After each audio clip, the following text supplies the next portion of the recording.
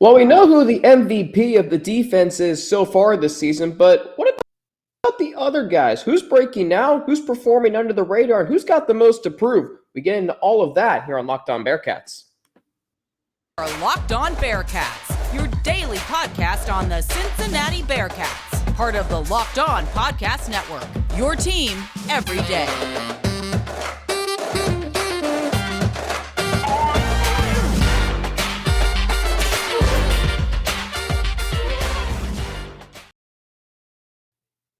Thank you so much for making Locked On Bearcats your first listen of every day. We're free and available everywhere that you get your podcasts and on YouTube. Don't forget to subscribe to our Locked On Bearcats YouTube channel. Now up to 528 subscribers and counting, 528.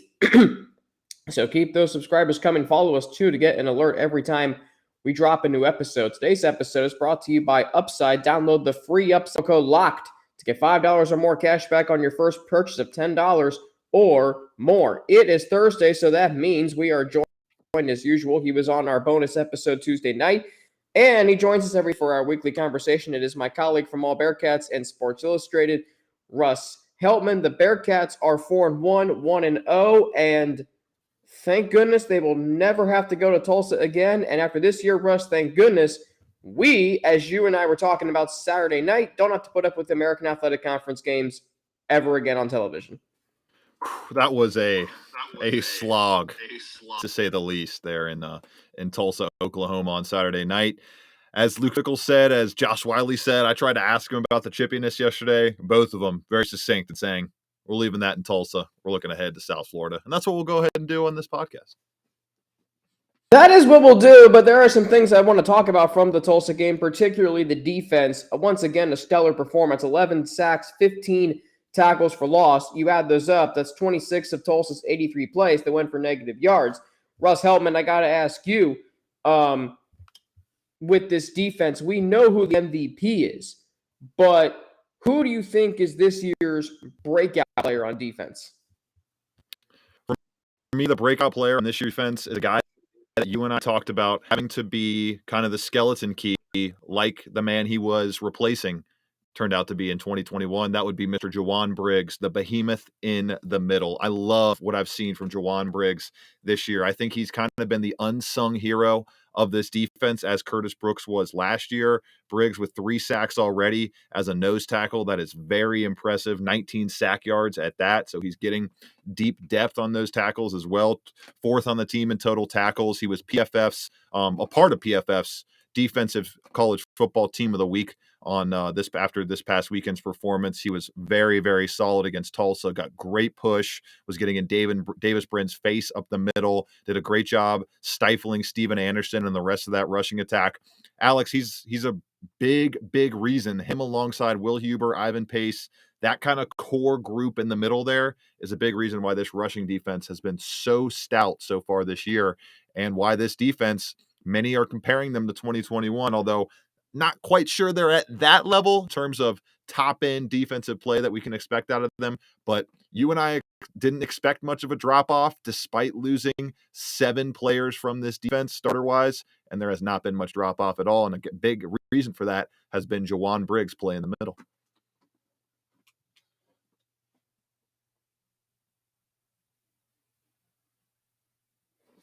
Mike was muted there when I was just trying to talk, so that's a blooper for the day. I was saying Jawon Briggs was is third on the team rather in tackles with 25. If you think about it though, Russ, he's really second because Ivan Pace is so far ahead of the next closest to the team in terms of tackles, but also Jawon Briggs has 3 tackles for loss and 3 sacks, almost to his totals. From to my next question, Russ, because just a few weeks ago, we learned that Malik Van was going to be gone season with a torn pec, unfortunately. But Jawon Briggs and Jabari Taylor, 2 guys you mentioned, generating pressure on the quarterback. They played unbelievably against Tulsa this past weekend. What's allowing them, in your eyes, in your film study, what's allowing them to generate pressure and get after opposing quarterbacks so well?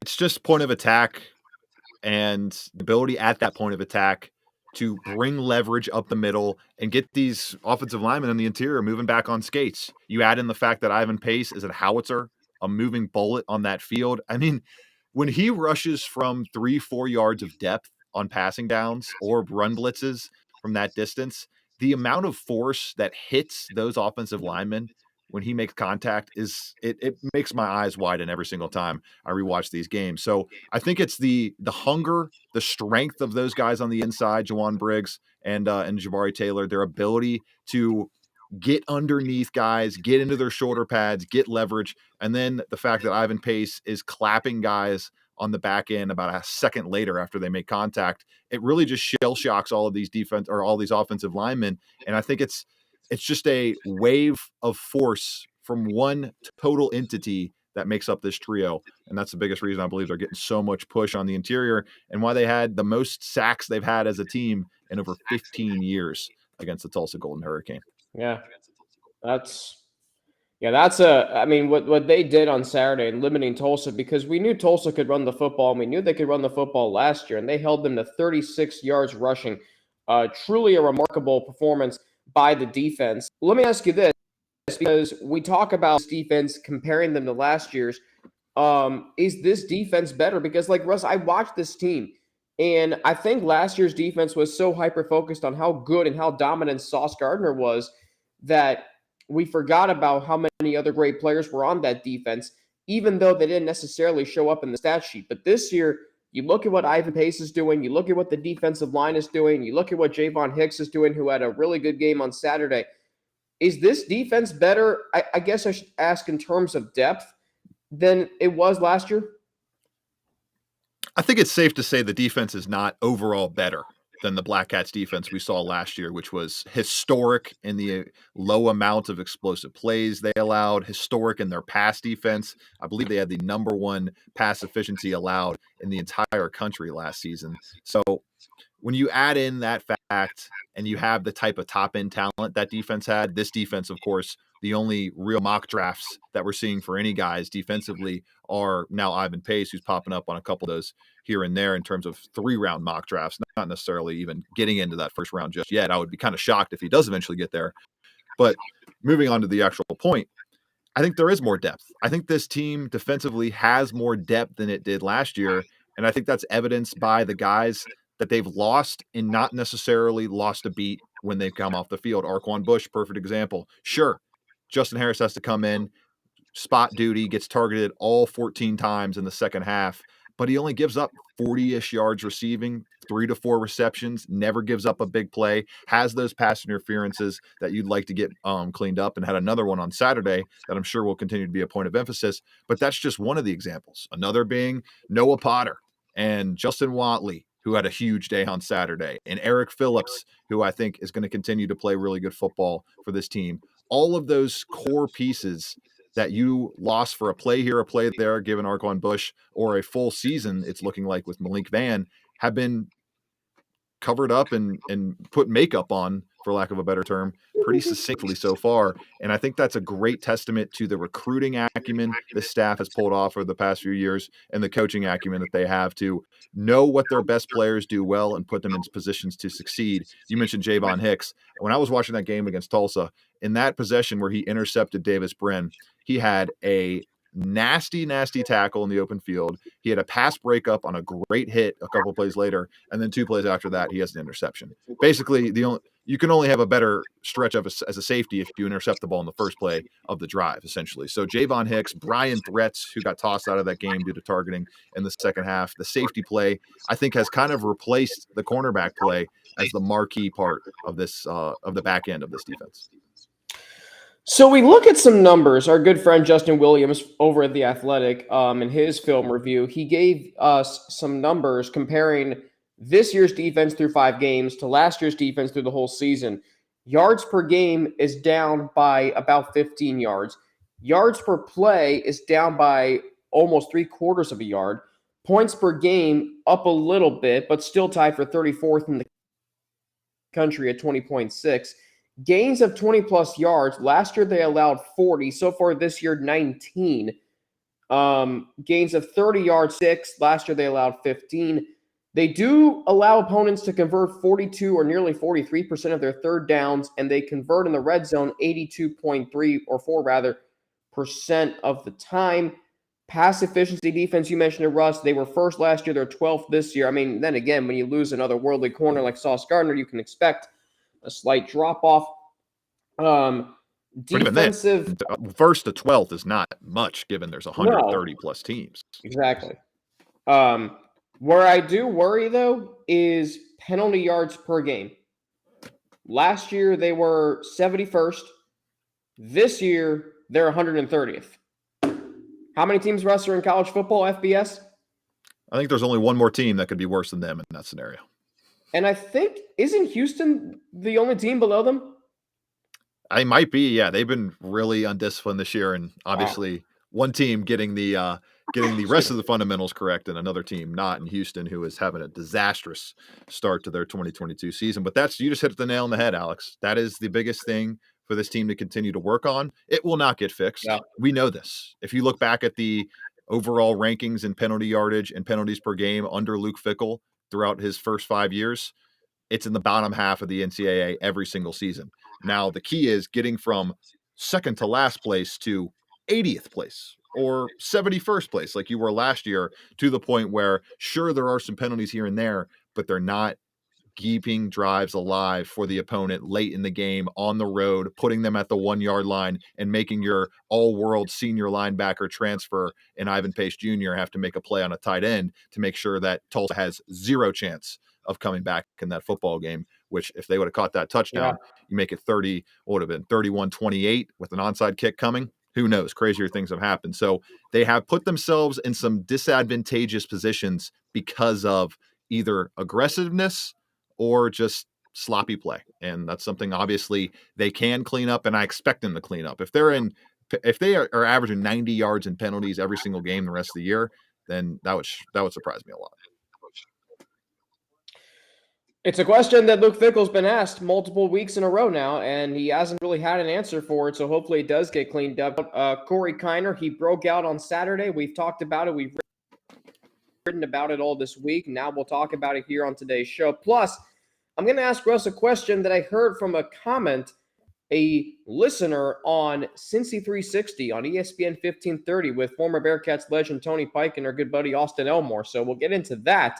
But first, I got to tell you all about Upside, because from cringing at the pump to getting an eye-popping check at your favorite restaurant, inflation is hitting us all where it hurts, and it really hurts. And that's why I started using Upside, an incredible app for anyone who buys gas, groceries, or dines out. With every purchase, I'm earning cash back thanks to Upside. To get started, all you have to do is download the app, use my promo code LOCKED, and get $5 or more cash back on your first purchase of $10 or more. Next, claim an offer for whatever you're buying on Upside. Check in at the business, pay as usual with a credit or debit card, and get paid. In comparison to credit card rewards or loyalty programs, you can earn 3 times more cash back with Upside. Users are earning more than $1 million every week. That's probably why they have a 4.8 star rating on the App Store. Download the free Upside app and use promo code LOCKED to get $5 or more cash back on your first purchase of $10 or more. That's $5 or more cash back on your first purchase of $10 or more using promo code LOCKED. All right, so offensively, Cincinnati, Corey Kiner really broke out on Saturday. A good, solid game for the Bearcats running the football. 2 running backs over 80 yards. Corey Kiner going over the century mark with 106. Russ, how does Corey Kiner build off of this performance? Just keep doing what he's doing. 253 yards, 52 attempts, 4.9 yards per attempt, 5 touchdowns. He's kind of in the 130s right now nationally in total rushing yards. We know for a fact that's not what this offense is going to be based around.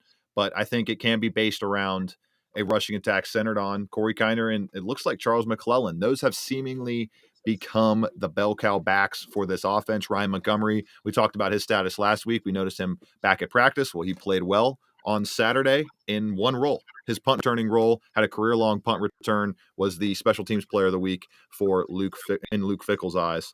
So he did a good job there, and maybe that will be his role going forward the rest of the season. We'll have to monitor it, but right now it's the Kiner-McClellan backfield, and it feels like Corey Kiner is edging McClellan just a little bit for carries the rest of the year, although it wouldn't be shocking if they went and split 14 each or 13 each against South Florida, probably more like 20 each because of the 28-point spread and how terrible the Bulls are. We'll get to that in just a little bit, but Yeah. I think just keep pounding the rock, keep doing what you're doing if you're Corey Kiner, and build on this performance, which was, I believe, his first 100-yard outing in a Bearcats uniform, and matches Michael Warren II for the longest touchdown streak to start a season by a Cincinnati running back. Has scored in all 5 games, a touchdown apiece.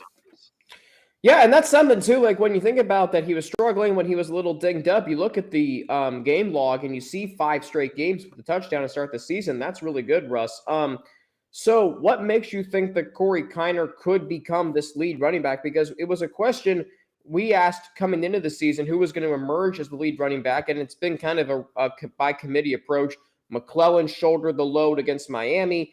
Kiner they both had over 10 carries against Tulsa. In fact, it was split about as evenly as you can get. McClellan with 13, Kiner with 12, combining for 193 yards. But why do you think Kiner is going to be the lead back, Russ? I mean, pedigree, talent, just what you're seeing, the usage in practice. It's just all the signs point to Corey Kiner as a sophomore, a little bit fresher legs. Obviously, Charles McClellan's been through those injuries in his career here at UC, getting to the end of his UC career. We kind of know what Charles McClellan is. We don't yet know what the full potential of Corey Kiner is. So I feel like they're going to try to keep tapping into that throughout the rest of the season. All right, so here's something I heard earlier this week. Someone called in a Cincy 360 on ESPN 1530 and suggested that the offense this year is more balanced than last year's. I don't necessarily know if that's true, but it might be a more dynamic offense than last year. What do you think? I think it's definitely more dynamic for sure. I mean, there are more playmakers on this team than there were on the 2021 Bearcats. Of course, you had Jerome Ford. Of course, you have obviously Josh Watley still in there, and you had Alec Pierce. But Tyler Scott still coming into his own as a receiver, still dealing with drops last year, still dealing with them this year, but obviously added to the Biletnikoff Award watch list today, one of the top 10 players in receiving yardage total and receiving touchdowns. He's making a great name for himself on right around 17 yards per catch, a very efficient mark there. So the fact that you have a Tyler Scott, you have a Nick Martiner who just barely got missed on what should have been the 37th and 38th point of that game on another deep post route from Ben Bryant this past weekend. Trey Tucker, who I haven't mentioned in this segment, like the depth of talent, the depth of receiving options, Charles McClellan as well, tapping into a receiving acumen that we didn't really see a whole lot of last year. I think there's just so many guys that can make a 20, 30, 40-yard play on this roster, and probably 2 or 3 more than the offense had last year. I think when you look at right now, the Bearcats are averaging almost 300 yards passing per game. They're averaging over 140 rushing yards a game. Go back to last year, and I'm going to touch on another point this viewer or listener made. Last year, the Bearcats averaged just 241.2 passing yards a game, 172.9. So that's, I think, last year, if you want to say the offense was more balanced, that's fine. But this year, it's certainly more dynamic, and that's largely due to Ben Bryant's arm. It's largely due to, as you mentioned, the receivers you mentioned with Tyler Scott leading the way. But to me, I look at this offense, and I don't necessarily think it's more balanced. I just think it's, like we just touched on, more dynamic. And for those who think Desmond Ridder helped out in the run game last year, I mean, yes, he did. 335 yards will do that in 14 games, which if you average that out, if I have my University of Cincinnati math skills on me, 355 rushing yards in 14 games, that's an average of 25.4. Like, Jerome Ford was the lead back, and it wasn't even close. So it's certainly, so just that point, I just wanted to touch on there because I heard someone mention Desmond Ridder helped out in the run game last year, and to a degree he did, but I also think we don't really realize how good Jerome Ford was last year. Right. All right. And you look at one last point here. I mean, you look at the total, 350 for Desmond Ridder last year. That's including sacks as well. They factor all that in. And Ben Bryant this year, negative 47 total rushing yards because of all the sack total yardage he's taken. I mean, it's just obviously Ben Bryant is going to be a detriment to the run game because he just doesn't really run. He did run a little bit on Saturday, though. Picked up a couple key first downs in that game against Tulsa. I was excited to see that. Yeah. Yeah, I mean, that was probably his best running performance of his career, maybe. Yeah, definitely in UC for sure. Well, we'll get into USF. I mean, there is a game this Saturday. USF isn't very good. We'll touch on why. And what we expect from Cincinnati this weekend. Could this game be a potential trap game? I know people listening to this might be rolling their eyes, but could be a trap game for the University of Cincinnati Bearcats. Homecoming Saturday as well. Sold out once again at Nippert Stadium. Bearcats looking for their 30th straight home win. We'll get into all of that after a word from two of our sponsors. All right, so South Florida enters this game 1-4, and they're really not that good. We can look at some of their key statistics, but I first go to the offense. Their quarterback, Jerry Bohannon, was part of Baylor's Big 12 championship team last year. Well, so far this season, he's barely completing over 50% of his passes, and he's thrown 6 interceptions to only 3 touchdowns. They can run the ball. Brian Batty's averaging 7.7 yards a carry. Feels like he's been there for 20 years. Jerry Bohannon can run the ball, too. He's averaging 5.1 yards per carry. Same, too, with Jaron Mangum at 4.3. So they can run the football, but you look at some of their team stats. They are just terrible. They're getting outscored 66-7 in the first quarter, 72-34 in the second quarter. So they are a bad first half team, to say the least. They run the ball at a 172.4 clip a game. That's good, but they give up over 200 rushing yards a game. They also allow almost 270 yards passing per game. So this is a team that I just am going to be honest right now. The line is almost 30. I mean, Cincinnati should be able to blow this team out. Does this game worry you in any way, Russ? No, I mean, not at all if you're a Bearcats fan. The only thing that worries you is potentially those penalties start hitting. Potentially you make the wrong mistake at the wrong time. You give up a big play to Brian Batty, who's averaging a robust 7.7 yards per carry this season. And I'm not even going to go there. I can't even come up with a scenario in my mind where the Bearcats can lose this football game. They should obliterate the South Florida Bulls. It should be a beat writer's best dream for this game, getting to write your story at halftime, essentially, because they should wax the floor with this team. And it's a game in a homecoming venue with all the lights brightened up, all the alumni in town, and a great opportunity for UC to put together what I believe would be their first complete game of the season. Throw out the FCS performances. I'm not counting 63-10 against Kennesaw State. They did what they were supposed to do there.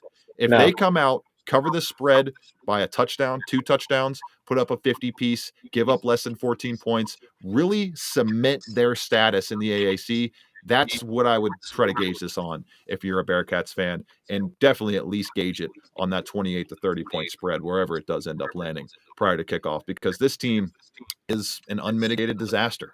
They should likely and will. I would be shocked if UC doesn't extend their already series high 4-game win streak to 5 games in this all-time series between them and USF against a team that's 104th in Bill Connolly's S&P plus, 118th in defensive S&P plus, offense a little bit better at 79. But yeah, this is a perfect chance to hang 50 points on your first FBS opponent of the season. The only win this season was against Howard, and they gave up 20 points in that game. Attendance for their last game at home. I mean, this is embarrassing to me. Their attendance at their last home game was 3,708. Russ, where does USF play their home games? Remind me again, and for everybody listening to this. I'm pretty sure roughly a 75,000 seat stadium that the Tampa Bay Buccaneers play in, Raymond James Stadium. So that's going to not look great on television, to say the least. 3,708. I mean, that's like an Oakland A's baseball game. It's like Great American Ballpark every single day this summer. All right, well, that's another unfortunate thing that we don't have to cover, thankfully, here on Locked On Bearcats. So this is right before the bye week. This is homecoming Saturday. It's also the game right before a 2-game gauntlet on the other side of the bye week that makes me think that this game could be a trap game, excuse me, for Cincinnati. Do you see that, Russ? No, I don't. I don't think trap games exist for Luke Fickell teams. That's the way I'll frame this segment, this take. I think he prepares them well enough. Not that trap games don't exist. They don't exist for Luke Fickell teams. I think rise up games are a little difficult for this team sometimes, especially when they're not at Nippert Stadium, when you have to go to the Cotton Bowl and a neutral site and face a team like Alabama. Getting up and being prepared for that was clearly an issue for this team. Getting up and being prepared for a crowd like Arkansas on the road week 1 was clearly an issue for this team in the beginning portions of that game. But I have, in my time here, and from what I can tell, doing research before I even started covering the team, this is not a scenario where Luke Fickell squads come in and play to the level of their opponent. Might be an interesting topic for tomorrow's show. The fact that they don't believe in trap games. And I think if you look at the previous 4 years, those numbers would suggest they do not. So let's transition to this because Luke Fickell hasn't been asked this, but going forward on 4th and 1 from the 19-yard line was aggressive. But does it also suggest that Luke Fickell doesn't have confidence in kicker Ryan Coe?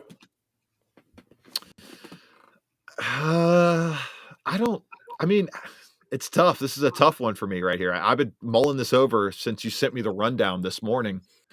I'm not going to go out on a limb and say he's lacking confidence in Ryan Coe.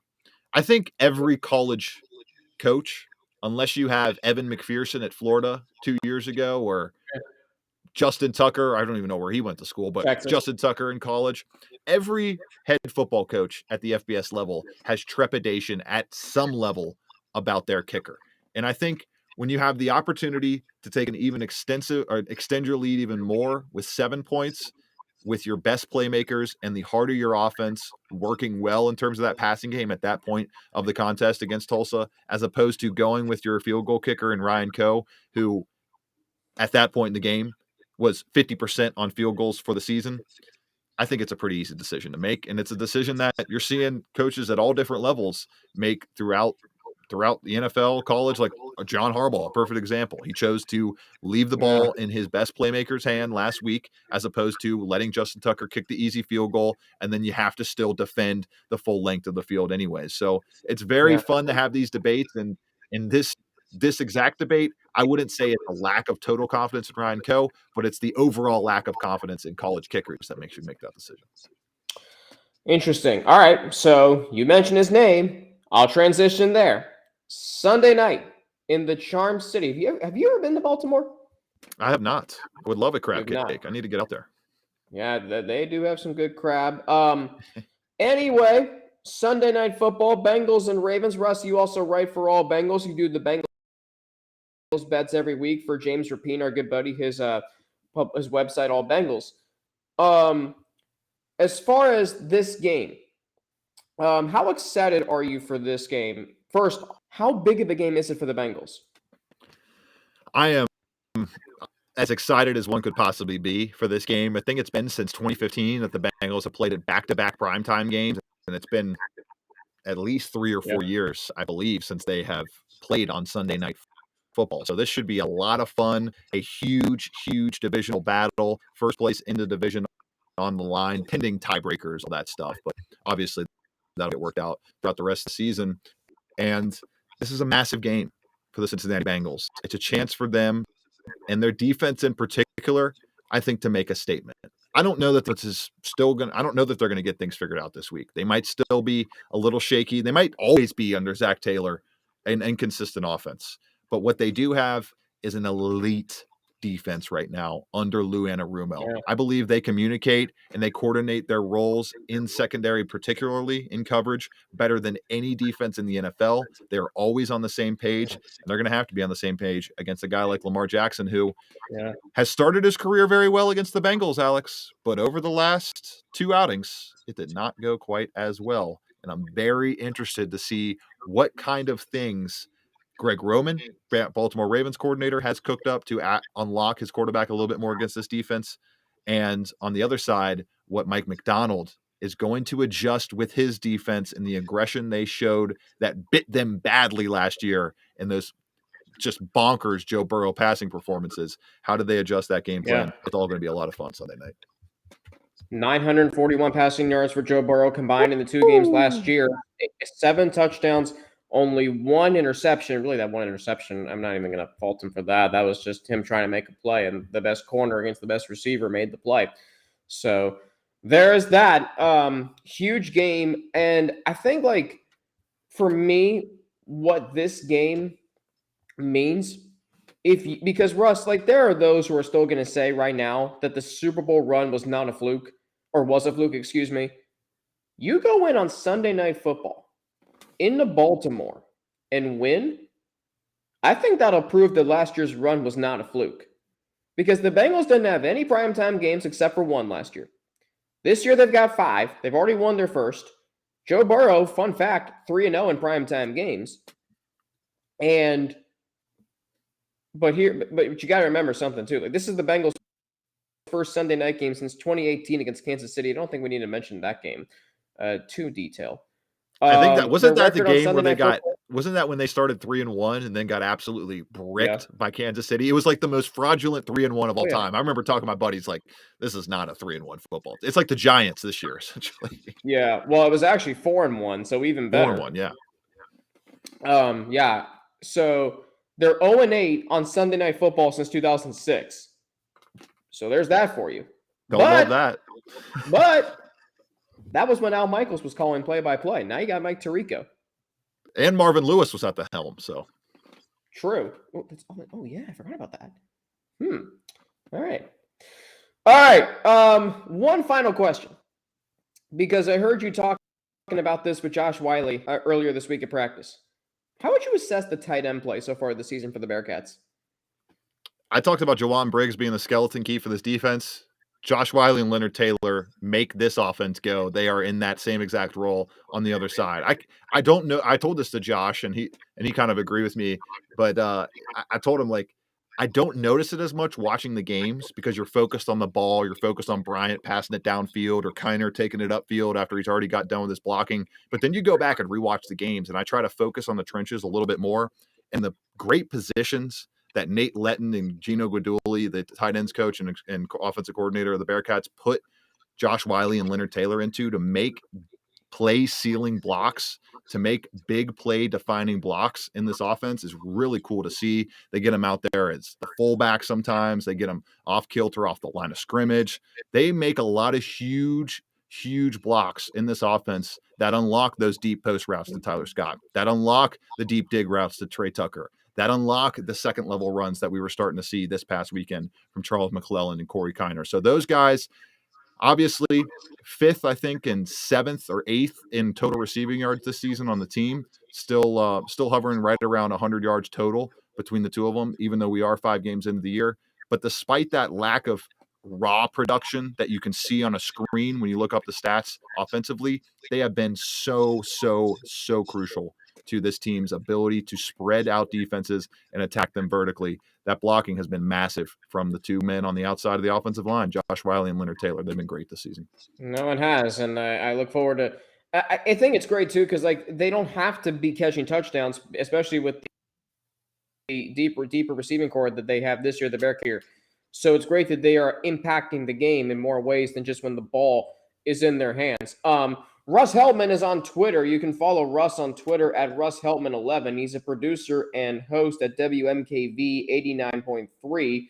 He, of course, is also my colleague at AllBearcats and Sports Illustrated. And he's going to be on here quite a bit coming up the rest of this month. Of course, next Thursday for our weekly conversation about the Bearcats USF game. Hopefully, we're not talking about 11 penalties for 100-plus yards. And hopefully, we're talking about what I think is going to be a 55-17 win for Cincinnati. I'll throw that out there. So that's next Thursday. Friday, Russ, if you're interested, and we can record this way in advance if you need to. Since we're going into the bye week next week, we're going to talk some hoops, basketball preview. You and I will do our basketball preview show. That'll run next Friday. And then Russ, Thursday the 20th, is that the 20th? Yeah, the 20th, also my mom's half birthday. We will be back leading up to a huge road game in SMU. And then, of course, the following Thursday, Russ, against UCF. Oof, that's going to be as you said earlier, a rise up game for the Bearcats in Luke Fickell. Russ, you will be at the game on Saturday covering it for us at All Bearcats, correct? I will actually be out of town this weekend. Have a prior commitment that I had to fulfill, but I wish everybody the best of luck at the homecoming festivities. Hopefully, it's a lot of fun and a lot of Bearcats fans enjoy themselves in what should be, like you said, a drubbing of South Florida before they take on SMU and UCF back to back. Who, funny enough, are playing this week on the first weeknight game of the AAC schedule against one another. So that's a big one that Bearcats fans will probably they know the result of the game already if they're listening to this, but it was a big one in the conference. See, this is the logistics you have to figure out with podcasting because of the timing. Like, we recorded this Wednesday before the game, but as you're listening to this right now, the game already happened. So we don't know the final score, but you do. How's that for time travel? Anyway, Russ Heltman, thank you as always for joining us, and safe travels to wherever you're heading this weekend. And we look forward to talking to you. An emergency commitment, and a podcast that we do bonus wise. But thank you as always, Russ, and we'll talk to you soon. Yes, of course. Hopefully there's an emergency pod down the pipeline. That means great news for Bearcats fans. It was a lot of fun, Alex. Talk to you next week. Yes. Always a lot of fun talking to Russ Heltman, my colleague at AllBearcats and Sports Illustrated. Tomorrow, game preview against USF. Trap game? I don't think so, and I'll have the numbers to tell you why it's not. We'll look at trap games in years past. Plus, my keys to the game, matchups to watch, and score prediction where this matchup will be decided. Homecoming Saturday for the Bearcats. You know the drill, how we do it on game day. Game recap will be up by 10 o'clock Saturday night. Full disclosure, I will actually be out of town for the game too, but I'll be watching from Clemson, South Carolina. Looking forward to that. Don't forget to follow me on Twitter at Frankie_Natty with 2 N's, NNATI. You can also follow me on Instagram, AlexFrank9_, or email me at alex3frank@gmail.com. Locked On Bearcats is part of the Locked On Podcast Network, your team every day. Now, for your second listen, go make it Locked On Big 12, your daily one-stop shop, 30 minutes, get you caught up on the Big 12 with host Josh Neighbors and the local experts of Locked On. It's interesting news I just saw. Locked On Big 12 is your second listen. That's Locked On Big 12. I, of course, am Alex Frank for Locked On Bearcats. Thank you, as always, for making us your first listen every day. Stay safe, stay healthy, and keep making Locked On Bearcats your first listen every day. Back tomorrow with the game preview leading up to the Bearcats and USF. Until then, I'm Alex Frank for Locked On Bearcats, and I will talk to you all tomorrow.